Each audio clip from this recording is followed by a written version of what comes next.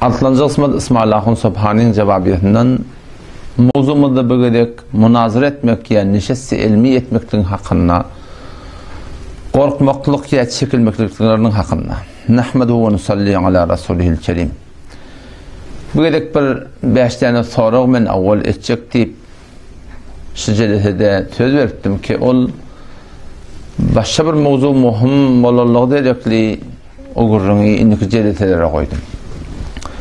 İsmailahun Subhani Müslüman doğulmaz şu öz beren gurunun hakkında ki zahiren Mufti Merdani'nin hakkında ve olokon düşmanı olokon zerbe vuracak ol yani ve olokon şun maksadı şol öz gurunlarına ey Abdullahun Merdani'nin ustadı deyip Erzibahun Hanefi tağdirin oğlunun ve ödünün ve hücretinin avrayını hormatın zirü saat almaklık maksadı. Halinki Erzibahun Hanefi tağdirin oğlu Mufti Abdullah Merdani'nin aslında ustadı da de bir tağı da dursun bir dayığı da şunun dertalan adam de. O şu bir ulukon yalanı orta oklap şol ustadı muhteremi ve her nehvi zerbe vurmaklığa neçil ve alad edip yediler. Hakikaten üstünden barıp bilmediler çünkü o tağda barahim ilmi tağdan Hanefi medhebet tağdan hiçbir bahane olanlarının bulmadığı direkli nihayetten şu öz maktatlarını bir yalan kefininden ey Abdullahun Merdani'nin ustadı deyip şonsundan sürdü. Ve millet hem bu zatın hakkında kızavet eder onun bir edebilerin hakkında bir ihtiramilerin hakkında. Kaç ki yani şaydan gururların çın hem olsa di şey edip ihtirami ki sen özünden koykodun bir karaçı aklına dursun karaçın da var yani hakikaten de var şeyinde değildi. Bu Müslüman doğumuz şey iddia ediptir şey yankı beren cevabiyetinin hakkında. Son avvalki dakikalarında şiforun millete düşündürüyor ki emsal Mufti Merdani ya men ya ey Abdullahun Merdani'nin ustadı deyip yüllün ya yalandan şöyle bir akılları mantığa geligri ve şu mantığı Türkmensarada bir sürü mesailler bilen mesailler hakkında şu mantığı Türkmensaran kadim sürgün bilen marahim biz kepkurun aratalıglı ve şunu varahim şiforum tevhid ediptir ki bir kadim Bukharan yolunu nabud edip başlan ve belki varahim dini yıkıp başlan edip varahim millete düşündürüyor. Akun ağa aytiyen ki bunun şeyden umru koyup versin. Muqaddemani ulultmani muteessifana bizim camiamizde bir sürü adamları yaşayar vücuduhu kel edem dişiyali yani bari yok din şucuruk adamlar dini näme yıkıp başladı ve Bukhara'dan Anır'dan gelen yolumuzu şu adamlar näme nabud edip şeyle başladılar. İnelekem ahunağın aydan gurrunu kulak asık. Cenab-ı İsmailahun Subhani Müslüman doğunum. Eğer tenşi ayçın yalak menu emsal menu Mufti Merdani yalanın ey Abdullahun Merdani'nin ustadı deyip yalanın yüzlerini yardın. Eğer bizim vücudumuz kel adam yani bayi oklumuz den molyan olsa tenşi korkmaklığın neymesin? Şu başa kaybolt vermeyin neymesin? O siz var akıyım vakti bir adam bayi oklu den değil mi? Onun korkmaklığın manatı yok. O şu barım o da ne yaparım korkmaklığın ki böyle dini yıkıp başladı. Bukhara'dan Anır'dan gelen yolumuzu şu adamlar yıkıp başladı demekliğin ne manası Müslümanlığı? Pek belli oluyor. Menu emsal menu Mufti Merdani'nin çekyen zahmetimiz camiada bir yol açıp var ya. Siz şuna ne etmeyeceğini bilmeyeni şu form marahim biz bunun adını ne mi koyduk biliyor musun? Bunun adını biz Amanullah Harasi koyduk doğru. Bunun Mufti Merdani Harasi koyduk adına. Fakat şov dörtüyanız, vur dörtüyan böyle beyledir, böyle şeyledir. Siz ödünüz, anlayın bilen biliyorsunuz. Biz bilen, ustadlarımız ki durun henüz. Biz bilen oturuş başaranlaktır. O sizin varahim çünkü oturuş başarmayarsınız. O zaman bana varahim yaltağıyla arfa sürek bahana, mün burada bahana getiriyorsunuz. Git önce oğlu münazir et, git önce böyle münazir et. Sizin liyakatınız yok. Bilmeyen Pakistan'ın ulamalığını getirin. Biz sizin hayıtı bir ahım oğullarınız ve oturuşmakla teyar. Her kim olsun, sizin tarafından namayende olup gelsin. Yani beşerti ki resmi olsun.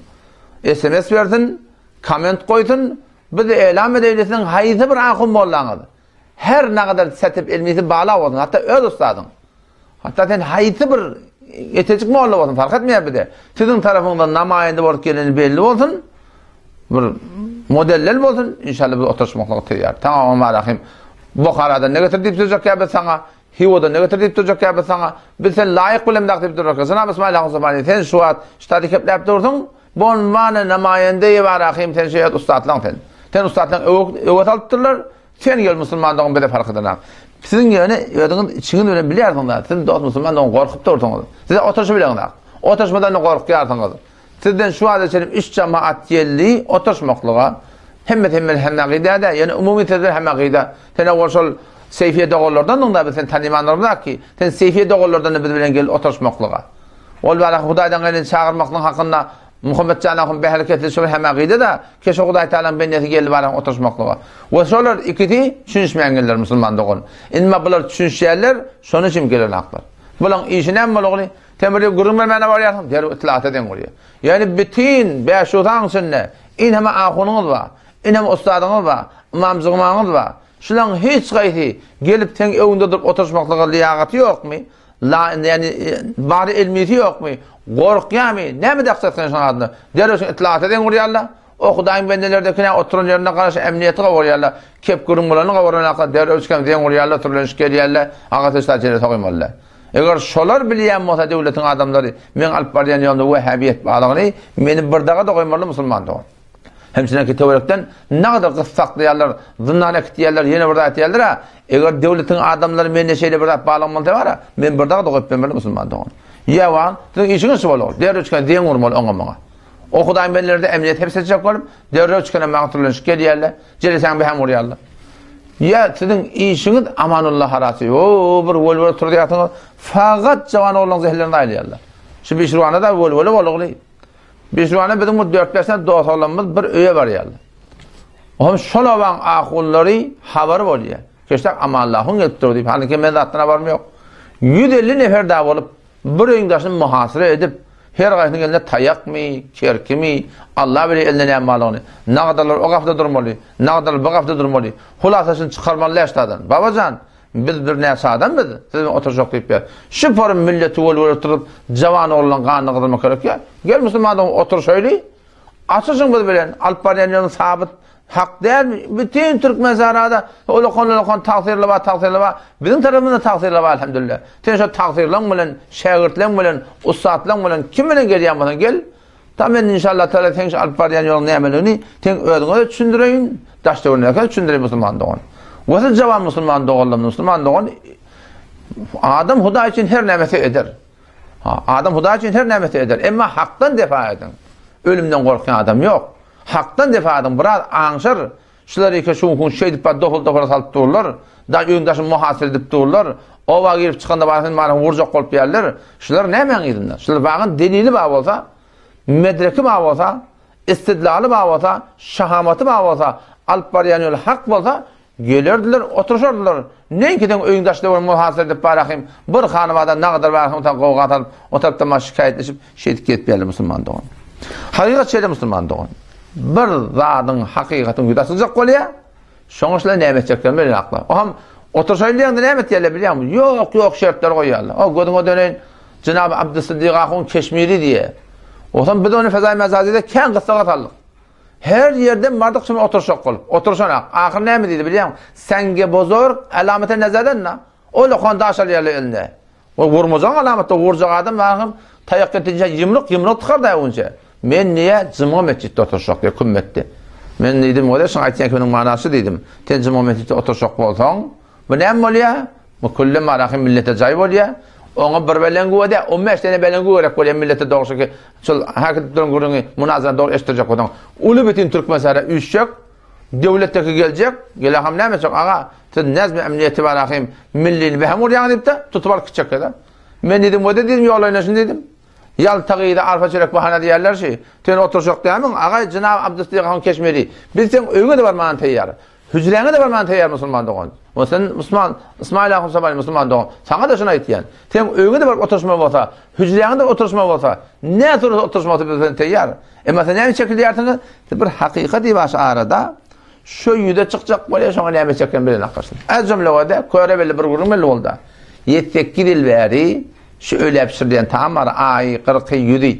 Hatta 7'sini lab yağ tuğ. Bunu ekber cüce döndürüp in hemen tiyile hürmet edip amin kabul olsun deyip şunu iş gelip yediniz sizin ustadlığınız. Hop, indi her ustad öz tertibiyle başardığından aytdı. Allah, barsa da var aydıkka aytdı. Ama sizinki alaq aytmani iplerini tapmaklık değil mi oldu? Hop, geldi barakayım, şu gurrun üstüne biz gurrun açtık.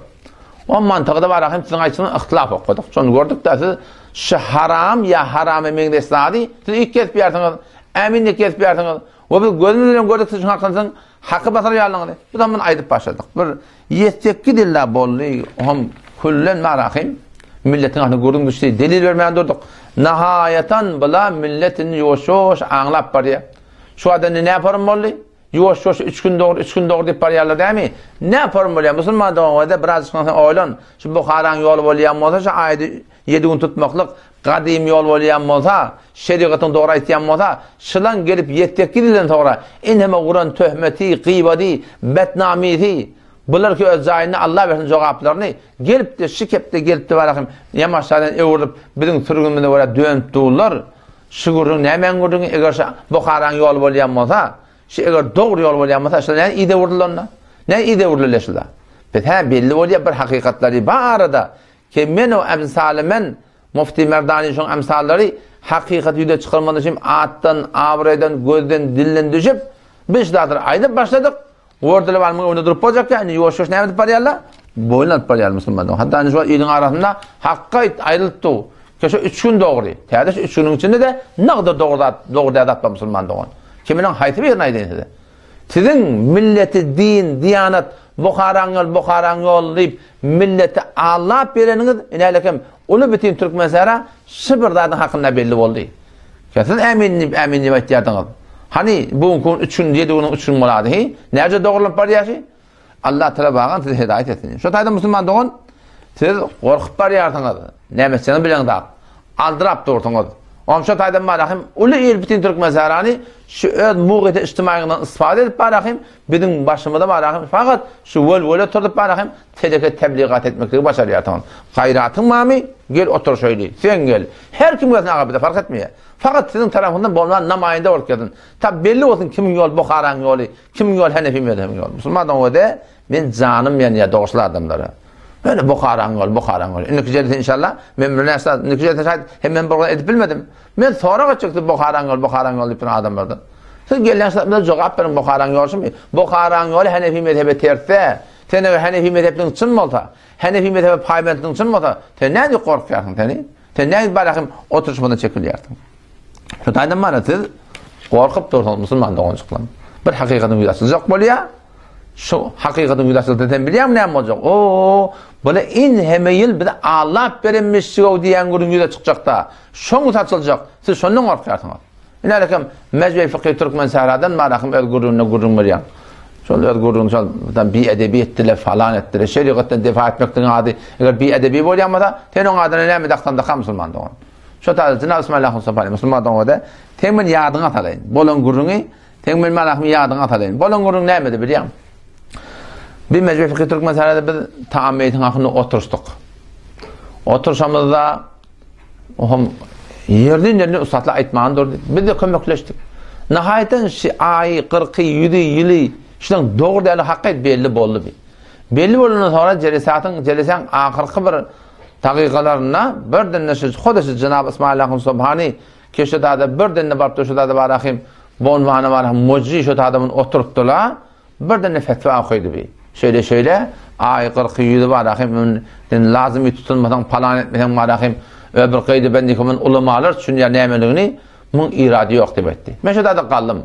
Kimin fetvası dedim? İsmail Subhani'ye ben yürüdüm. Kimin fetvası dedim? Ona bir hon lağırlığa Kur'an'dan avnuk taqsirin dedi, fetva dedi. Men şuna Kur'an'dan avnuk taqsiri ketenin ustadın motun, şu muhterem ustada 4 taraf men yürüdüm. Taqsirten şunu nerede aytıyam? Bir kitaptan delil getir adiyan, bir kitaptan delil getirip diyen yok aytyan kaptar. Yani oturun yerden fetvaya diyorlar, öz muğetten istifade edip, sonra burada aytyan ne mi? Bana bir edebiyle kıyal, ahuna şu gurrun koyup bir, İsmail Subhani'nin öbür okuyan fetvası var. Men Kur'an'dan avnuk taqsirinin mukabilinde şu da 4 taraf delil sonra şunu koyup bir, tam milletin öz gızabet etsin. Damlalar. Tabirin nazarı ve tabirin cuharını kulağa verin. Talebelerden de ruzhayı haftum ve çehilum ve gayri. Eğer kast-ı ihtisas an ruzhara ne daşte başed caiz ve kordun an durust destektir. Takdirin bir nazarı. Elbette bir de iştahat okuyar bir farklı ha yani ibaret okuyuverir. Bir nazar mı diyelim de akar. Tamamen satıyla yeke iştahat diyaloğu ki nazarı falan takdir. Vesselamu aleyküm ve rahmetullah. Hayır takdirin aydan. Nazar takdir. Bir kabul eden de aktardım. Tamam fukahalar aydan enter. Fukahalar 7'ti, 40'ti, 7 deyiptirler. Takdirden şahit kitaptan eder. Birçe kitap bize getirip ver. Niye de baş? Gurrumu diyor. Birçe kitap Hanefi mezhepten getirip ver. Bizden aslan gurrumu diyor. Fakat birçe kitap getirir abi. Ustad şuma bayi musabebe muvaffak asın şuma? Cenab-ı Ustad gondi şuma bayi musabebe muvaffaki? گوش کنید ما بر استاد کمالی چیز خوبی گفتم. İne lekem Cenab-ı Bismillahirrahmanirrahim Subhane. İşten ödün için işte fetva akıyor veriyorsun bir denne. O men senden soradım. Kimin fetvası? Bir hal lağırlığa Kur'an'dan onun takdirin fetvası bayttık. O mecda da Kur'an'dan onun takdirden 4 taraf soradım. O bir kitaptan dilli getirip veren akla. Biz de bir kitap bahsettik. Bir kitap bahsedenden sonra girip de varmışsın bir tane Hanefi mezhepten öde aytyan keplerin dili tappaşaran akla. Muhim ne? Şılı Müslüman doğullum. Oturuşmadan korkuyanların illeti şey. Çekiliyelerin illeti şey. Amanullah harasi, mufti meradani harasi mantıqı döredip barakım. Şu formu vol oturduyaların illeti şey. Müslüman doğun açığa deyin. Şılan alıp barayan yol din diyanatta bir de iki de inçemelati Hanefi mezhebet ert. Men aytyanım yanlış mı? Cenab-ı Bismillahirrahmanirrahim Subhane. Sen bolman namayende. Ya sen başarmakında kimi öktü diyen modan? Sen iyi ver, men neme deyinak? Men başa yol qalık. Otur söyleyende otursanak. Barb oturacaktan otursanak. Hususi oturacaktan otursanak. Umumi otursamakta otursanak. O bir neme etmeli? Hakikati yüle çıkarmadan için bir huda için eline gören demet edecek.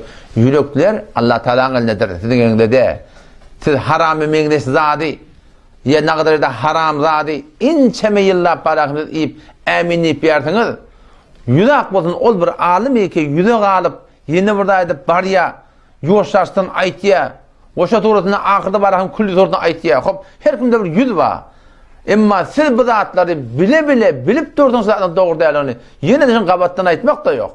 Bir düşündürmek de yok. Bir tefhim etmek de yok. Şu şeriatda ters oluptan ay 40 100 yılı şunu tevcih edip barakım eminleyip iymekliğiniz Washington delilin bolmasınlığı şuun kum marakımsızı oturuşmaklıktan marakımsızı gayret çekilmekliğine sebep bolayan şu Müslüman doğun.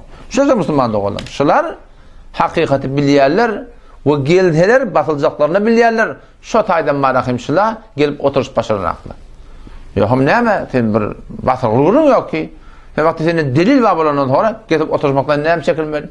Sonra da mecbur fıkhi Türk meselelerden gururundan da bile bir edebiyatları. Bir edebiyat karşı bu yanmadaki haktan defa etmem için tesin kaldırıldı ya. Aytmalı olanla, diymeli olanla. Bir edebi şey yanmadan ona edep ne yapmalı. O şu tadı ben bir katı tesim kaldırdım takdirlen birine. Katı tesimin kaldırın illeti de şu oldu. Mikrofon ben kulağımda doğu. Nefere bir tane umudi var akım mikrofon doğu. O da şu oturan yerine bana bir kef aytti ben beter narap oldum. Şu gururunda ne mi diyebiliyorum? Şu iyiliğin arasında. Ki onu şişmediler. Yoğuşaktan ayttim ben de doğru kulağımda doğu mikrofon. Men olmasam sen Türk meselede gezip bilmiyorsun dedi bana. Ben de canım yanıp şu tarzda oturdum da adamı. Sen jet davadım bana ne mi eline geliyorsa et. Sen Türk meselede men gelmektim. Sen öyle dedi. Sen nihayeten sen ne mi çıktın ne yaptın Türk meselede gezip gelmeyeni. Şu bir can ne mi şey? Bir ölüm ne mi şey? Şu bir Huda için canından geçmek isteyen ben şu niyet edelim vakit geçti. Eğer Huda Teala benden kabul etti. Siz bu kun geldi varakım şeriat defelek etip yersiniz. Hanefi mezhep defelek etip yersiniz. Ve ödünü de yüreği biliyorsunuz. Hanefi mezhep Bukharan ol. Hem Bukharan ol. Bukharan ol eğer şu oluyamı da endişe men sorayın. Teşekkür cevap ver. Bukharan olun ayasdatlar var mı? Allah temcim tevfik versin. Vesselamu aleyküm ve rahmetullahi ve berekatuhu.